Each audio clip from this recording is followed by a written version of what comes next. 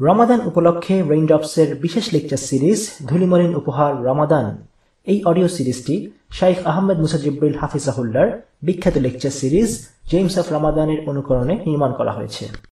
বিসমিল্লাহির রহমানির রহিম। ইন্নাল হামদালিল্লাহি ওয়াসসালাতু ওয়াসসালামু আলা রাসূলিল্লাহি ওয়া আলা আলিহি ওয়াসহাবিহি ওয়া সাল্লামা তাসলিমান কাসীরান মাজিদান ইলা ইয়াউমিদ্দিন, আম্মা বা'দ। আব্দুর রহমান ইবনে মাহদী অত্যন্ত চমৎকার কিছু কথা বলেছেন। কথাটি এরকম: যদি আমি দুনিয়াতে আল্লাহর অবাধ্য হওয়াকে ঘৃণা না করতাম, তবে আমি মনে প্রাণে চাইতাম যে মানুষ আমাকে কটাক্ষ করুক, আমার সমালোচনা করুক, আমাকে হেয় করুক।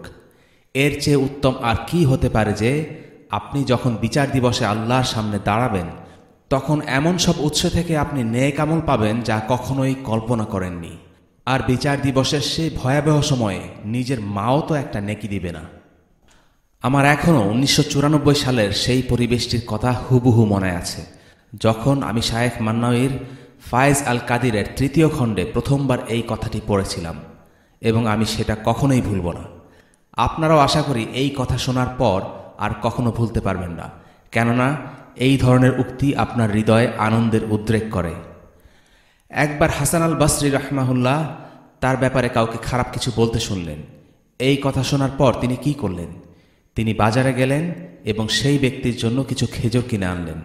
এতে কুমন্তব্যকারী লোকটিকে জিজ্ঞাসা করল, কেন হাসান আল বসরি, যে আপনার ব্যাপারে বাজে কথা বলছে, সমালোচনা করছে, অপবাদ দিচ্ছে, আপনি তাকে খেজুর কিনে দিচ্ছেন? উত্তরে হাসান আল বসরি রাহমাহুল্লাহ বলেন, তুমি তো আমাকে নেক আমল দিয়ে দিয়েছ, তাই বিনিময়ে আমি তোমাকে কিছু দিচ্ছি। সেই কথায় আরও কিছু যোগ করা যায়। হাসান আল বসরি তাকে আরও বলতে পারতেন যে তুমি আমাকে যা দিয়েছ সেই তুলনায় এই খেজুরগুলো কিছুই না। এমনিভাবে কিছু মানুষ নিজেদের রমাদানের আমল, লাইলাতুল কদরের ইবাদত, এমনকি হজের সওয়াব পর্যন্ত অন্যদেরকে দিয়ে ফেলে। একটি ঘটনা শুনুন। একবার এক ভাই ও বোন হজে গেল। ভাইটি তার স্ত্রীকে রেখেই হজে গেল, কারণ তাদের অনেকগুলো সন্তান ছিল বলে স্ত্রী যেতে চাননি। বাচ্চাদের দেখাশোনার জন্য সে বাড়িতেই থেকে গেল। হজের সময় সেই বোন কোথাও যাচ্ছিল। যেতে যেতে ভাই বোনকে বলল, তুমি আগাতে থাকো, আমি স্ত্রীর জন্য কিছু উপহার কিনে আনছি। বোনটি একটু তাড়ার মধ্যে ছিল এবং তার স্ত্রী সম্বন্ধে একটা সামান্য শব্দ উচ্চারণ করল।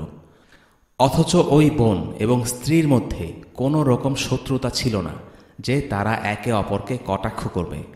তাদের মধ্যে বেশ ভালোই মিল ছিল, কিন্তু এটা ছিল মুহূর্তের মধ্যে মুখ ফসকে যাওয়া কিছু শব্দ। এরপর ভাইটার স্ত্রী একটা স্বপ্ন দেখতে পেল। স্বপ্নটা অনেকটা এরকম যে তার ননদ তাকে নিজের কৃত হজটি উপহার হিসেবে দিয়ে দিচ্ছে। মহিলাটি এই স্বপ্ন দেখে তাজ্জব হয়ে গেল এবং শায়েখকে ফোন করে বলল, শায়েখ, আমি একটা অদ্ভুত স্বপ্ন দেখেছি, আমার ননদ আমাকে তার হজ দিয়ে দিচ্ছে। শায়েখ বললেন, আপনার ননদ নিশ্চয়ই আপনার ব্যাপারে কিছু খারাপ বলেছে, গীবত করেছে, এই কারণে তার হজ আপনি পেয়ে গেছেন। যখন ভাই বোন হজ থেকে ফেরত আসলো, বোনকে মহিলাটি তার স্বপ্নের ব্যাপারে বলল। যেহেতু তাদের মধ্যে কোনো মনোমালিন্য ছিল না, বোনটি তার দোষ স্বীকার করল এবং অনুতপ্ত হয়ে মাফ চাইল। তাদের মধ্যে যথেষ্ট ভালো সম্পর্ক ছিল। তারপরও একটা মাত্র শব্দের কারণে তার সম্পূর্ণ হজ হাতছাড়া হয়ে যাচ্ছিল। তাহলে চিন্তা করে দেখুন, যারা নিয়মিত মানুষের সমালোচনা করেই যাচ্ছে, এই ব্যাপারে প্রবন্ধ লিখছে, প্রতিনিয়ত অন্যের সম্মানে আঘাত করছে, তারা কি পরিমাণ নেক আমল নিজেদের আমলনামা থেকে হারাচ্ছে। ওয়াল্লাহি, মুসলিমদের ব্যাপারে গীবত কোনো ফেলনা বিষয় নয়। আপনার বলা মাত্র কয়েকটি শব্দের জন্য বছরের পর বছর ধরে করা ভালো আমলগুলো দিয়ে দিতে হবে। মাত্র কয়েকটি শব্দ, আর সেটির ক্ষতিপূরণ সারা জীবনের সব নেকি। কি ভয়ঙ্কর ব্যাপার! আল্লাহ এমন পরিণতি থেকে আমাদের হেফাজত করুন। অনেকেই হয়তো বলবে, আরে ধুর শায়েখ, আপনি এসব শুধু শুধু ভয় দেখানোর জন্য করছেন, এগুলো আপনার মন গড়া কথা। অবশ্যই এগুলো আমার মন গড়া কথা নয়। আপনি এই দৃষ্টিভঙ্গি থেকে ভেবে দেখুন যে এইটি মুসলিমদের মধ্যে কি পরিমাণ ক্ষতি সাধন করে। এবং আরও দেখুন এই হাদিসে কি বলা হয়েছে। যখন রাসূলুল্লাহ সাল্লাল্লাহু আলাইহি ওয়াসাল্লাম সাফিয়া রাদিয়াল্লাহু আনহাকে বিয়ে করতে যাচ্ছিলেন, তখন আয়েশা রাদিয়াল্লাহু আনহা তাকে খাটো বললেন। উনি তো খাটো। আরেক বর্ণনায় আছে যে তিনি মুখে সাফিয়া রাদিয়াল্লাহু আনহাকে ঠিক খাটোও বলেননি, শুধু হাত নাড়িয়ে বুঝিয়েছিলেন। আপনি চিন্তা করুন, শুধুমাত্র হাতের একটি নাড়াচাড়া। অতঃপর রাসূলুল্লাহ সাল্লাল্লাহু আলাইহি ওয়াসাল্লাম আয়েশা রাদিয়াল্লাহু আনহাকে বললেন, তুমি যদি এই কথাটি সমুদ্রে নিক্ষেপ করো তবে তার সমুদ্রকেও পরিবর্তন করে দেবে। এই হাদিসটি শোনার সময় বা পড়ার সময় আপনি কি এটা নিয়ে গভীরভাবে চিন্তা করেন? সুনান আবি দাউদে আছে, আয়েশা, এই কথাটি যদি তুমি সমুদ্রে রাখো তবে তা সমুদ্রের রং পরিবর্তন করে দেবে, অর্থাৎ এর কারণে তোমার সমুদ্র পরিমাণ নেক আমল বরবাদ হয়ে যাবে। এটা শোনার পর আজ থেকে আপনি কিছু বলার আগে কি একটুও চিন্তা করবেন না, ভাববেন না? এবং অন্যদিকে সমালোচনা শিকার আমার ভাই ও বোনেরা, পাহাড় এবং সমুদ্র সমতুল্য নেকি আপনারা উপভোগ করুন। যেই নেক আমল আপনার মা, আপনার বাবা, এমনকি আপনার নিজের সন্তানও আপনাকে দিবে না। আপনারা তা পাবেন ওইসব মানুষ থেকে যারা আপনার সমালোচনা করত, আপনাকে হেয় করত। তারাবির পর আপনি মসজিদে কিছু মুসল্লি দেখবেন যারা এক মুসলিমের পর অপর মুসলিমকে কটাক্ষ করতে থাকে, তাদের গীবত করতে থাকে। তারা এক কোনায় বসে প্রথমে ইমাম সাহেবের গীবত করা শুরু করে, এরপর সালাতে তাদের ডানের বাম পাশের মুসল্লিকে নিয়ে মন্তব্য করা শুরু করে। খুব আনন্দের সাথেই তারা এই গীবত করতে থাকে এবং একসময় রাজনীতিতে যায় এবং এমন সব মানুষকে নিয়ে কটাক্ষ করে যারা শহীদ হিসেবে জান্নাতের সবুজ পাখি হয়ে গেছে বা সবুজ পাখি হওয়ার পথে। ওই গীবতকারী ভাইদের কর্মফলগুলোর কি হয়? তাদের তারাবির, তাদের কিয়ামের। আফসোস, তাদের এই কর্মফলগুলো তারা অন্যদের দিয়ে দেয়। মানুষেরা যখন আয়েশা রাদিয়াল্লাহু আনহার কাছে কিছু মানুষের ব্যাপারে অভিযোগ করল যে তারা আবু বকর ও ওমর রাদিয়াল্লাহু আনহুর ব্যাপারে বাজে কথা বলে, তখন আয়েশা রাদিয়াল্লাহু আনহা কি বললেন? তিনি বলেন, সুবহানাল্লাহ, তাদের মৃত্যুর পর তাদের আমলের রাস্তা বন্ধ হয়ে গেছে, তাই এটি আল্লাহ সুবহানাহু ওয়া তাআলার পক্ষ থেকে তাদের নেকি বৃদ্ধির একটি পদ্ধতি। আব্দুল্লাহ ইবনে মুবারক রাহিমাহুল্লাহ বলতেন, আমি যদি কারো ব্যাপারে গীবত করতাম তবে আমার পিতামাতার ব্যাপারেই করতাম, কেননা আমার ভালো আমলের বিনিময় পাওয়ার জন্য তারাই সবচেয়ে বেশি হকদার। অপবাদ দেয়া, গীবত ইত্যাদির ক্ষেত্রে হয় আপনি নিজেই এগুলো শিকার, অথবা আপনি নিজেই কারো গীবত করছেন, অথবা আপনি শুধুই শ্রোতা। আপনার ব্যাপারে কেউ যদি গীবত করে তবে আমি বলবো আপনি কষ্ট না পেয়ে সেই পুরস্কার উপভোগ করুন।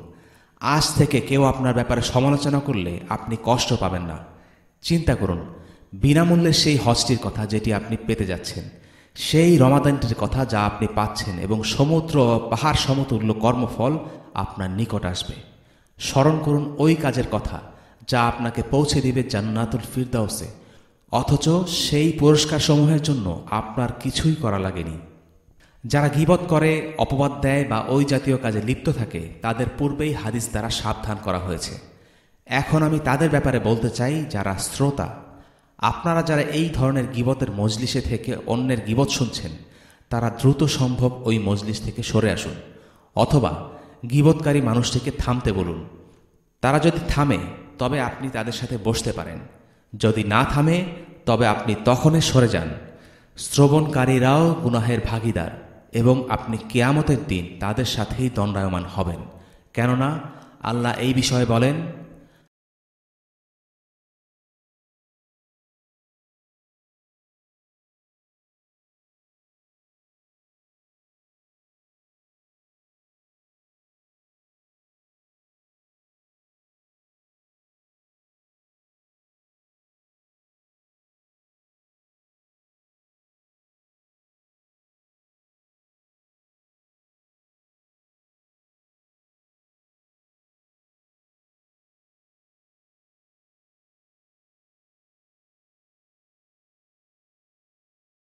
করেছেন যে যখন তোমরা শুনবে আল্লাহর কোনো আয়াত প্রত্যাখ্যাত হচ্ছে এবং ওটিকে বিদ্রূপ করা হচ্ছে, তখন যে পর্যন্ত না তারা অন্য প্রসঙ্গে লিপ্ত হয় তোমরা তাদের সাথে বসবে না, নতুবা তোমরাও তাদের মতো হয়ে যাবে।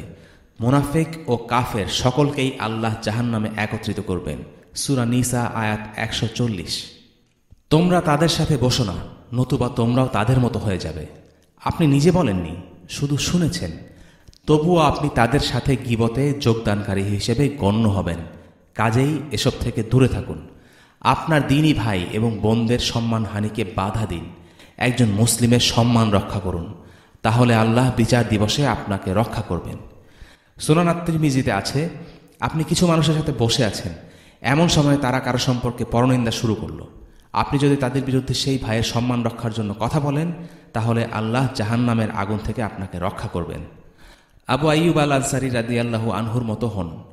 আবু আইয়ুব রাদিয়াল্লাহু আনহু ছিলেন গুজবের বিনষ্টকারী। উম্মার জন্য মারাত্মক ক্ষতিকর জঘন্য গুজবের বিরুদ্ধে তার পদক্ষেপের জন্য আল্লাহ তার এবং তার স্ত্রীর কথা পবিত্র কোরআনে উল্লেখ করেছেন। গুজবটি ছিল উম্মুল মুমিনিন আয়েশা রাদিয়াল্লাহু আনহুকে অসম্মান করা অপবাদের ঘটনা।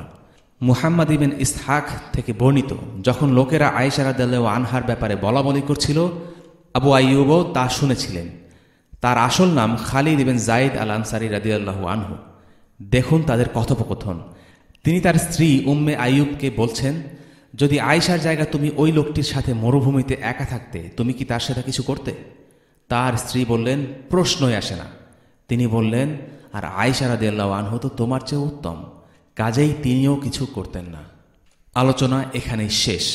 তারা যেন অপবাদকে হত্যা করে ফেললেন। আর তার স্ত্রীও এমন কিছু বলেননি যেমন আয়েশা কম বয়সী এবং সুন্দরী, অথবা এমন কিছু যে আমি এটা বিশ্বাস করি না কিন্তু হতেও তো পারে। না, এসব কিচ্ছু বললেন না। আয়েশা এমন কিছু করবেন না, ব্যাস শেষ।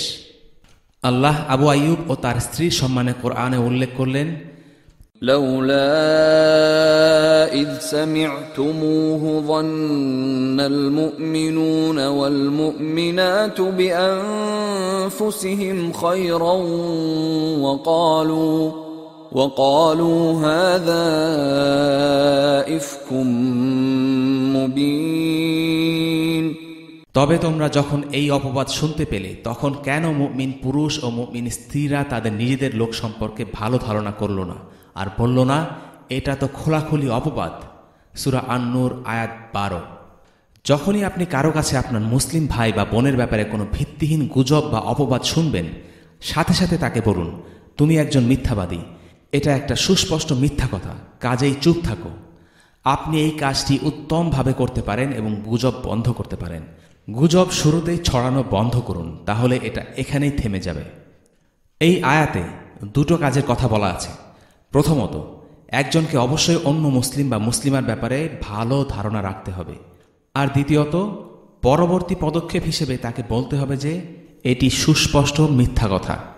শুধুমাত্র একটা কথা আপনি শুনেছেন বলেই সেটা ছড়ানোর কোনো অধিকার আপনাকে দেয়া হয়নি, বরং এমন একজন মানুষ হন যে গুজবকে ধ্বংস করে দেয়।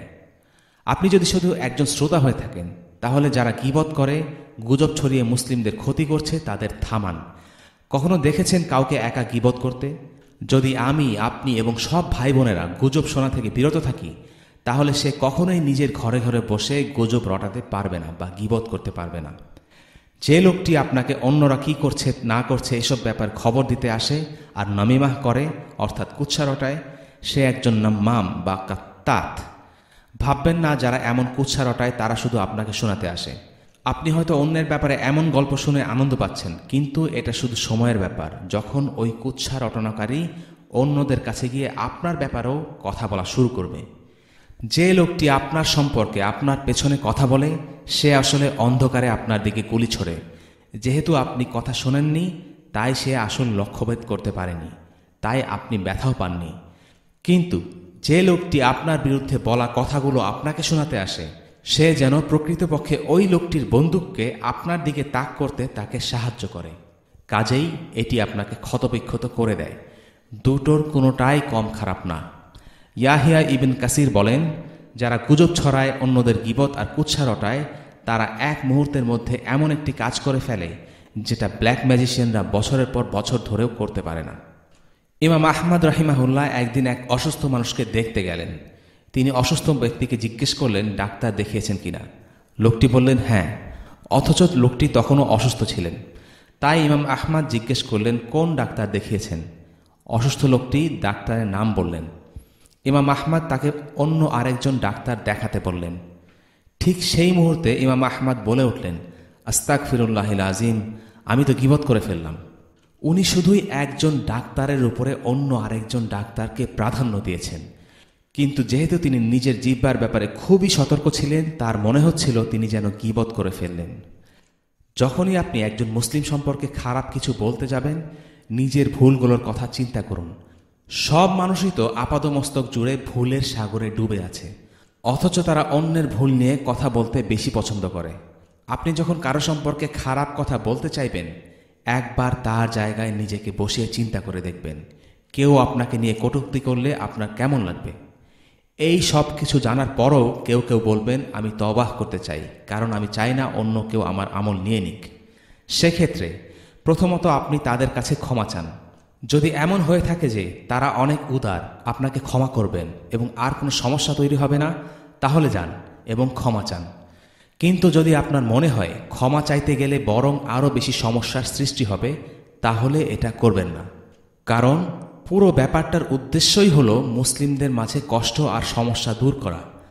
যদি মনে করেন ক্ষমা চাইতে গেলে কষ্ট বাড়বে, তাহলে বরং তার জন্য দোয়া করুন, তার সম্পর্কে মানুষের কাছে ভালো বলুন এবং তার নামে সাদাকাহ করুন। এটাই সবচেয়ে ভালো কাজ। যদি কিছু নির্দিষ্ট মানুষের সাথে তার সম্পর্কে আগে গীবত করে থাকেন, তাহলে সেই মানুষগুলোর সাথেই আবার তার ব্যাপারে ভালো কথা বলুন এবং তার জন্য দোয়া করুন।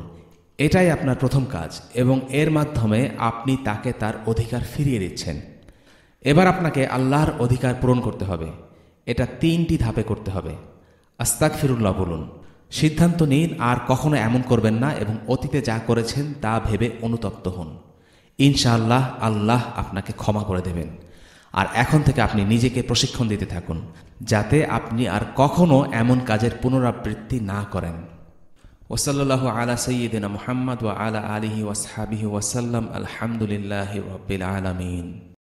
রেইনড্রপস মিডিয়ার অন্যান্য প্রজেক্ট সম্পর্কে জানতে ভিজিট করুন www.raindropsmedia.org অথবা ফেসবুক পেজ www.facebook.com/raindropsmedia অথবা ইউটিউব চ্যানেল www.youtube.com/raindropsmediaorg2015